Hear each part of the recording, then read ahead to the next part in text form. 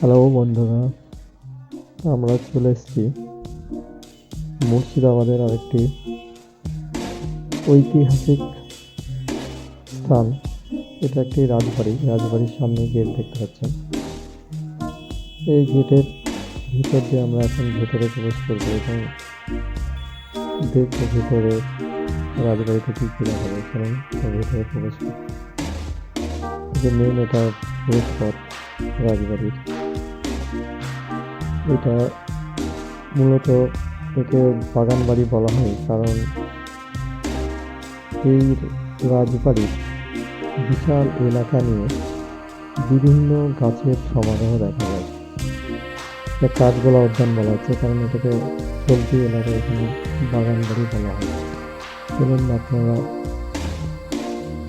এই যে রাস্তা দিয়ে মেন যে রাজপ্রাসাদ, তার ভেতরে যাওয়ার আগে এই যে দুই দিকে কত গাছ দেখা যাচ্ছে।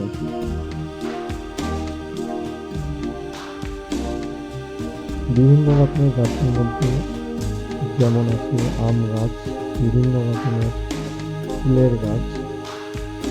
এটা একটা বিশাল এলাকা এবং এই যে মেন প্রাসাদ, সেই প্রাসাদটার চারিদিকে পূর্ব পশ্চিম উত্তর দক্ষিণে শুধু বাগান আর বাগান, বিভিন্ন ধরনের ফুলের ফলের বাগান থাকায় এটাকে মূলত বাগান বাড়ি বলা হয়।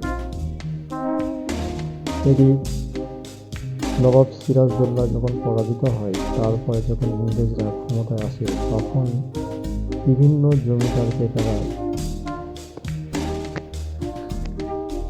এই উদ্যান দেখার জন্য তারা রক্ষণাবেক্ষণের জন্য দায়িত্ব দিয়েছিল। এই যে আমরা এখন প্রবেশ করছি মূল প্রাসাদের দিকে। এখানে আসতে গেলে 30 টাকা টিকিট কেটে ভিতরে প্রবেশ করতে দেবে। এই যে দেখতে পাচ্ছেন বিভিন্ন পর্যটক এখানে এসে ভিড় করছে। সামনে আমরা যাই, চলুন দেখা যাক কি আছে। এই যে প্রাসাদের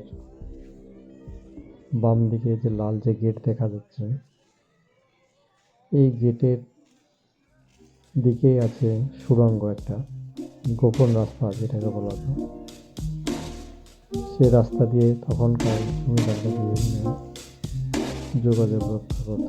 এই যে প্রাসাদের সামনে একটা পুকুর দেখা যাচ্ছে।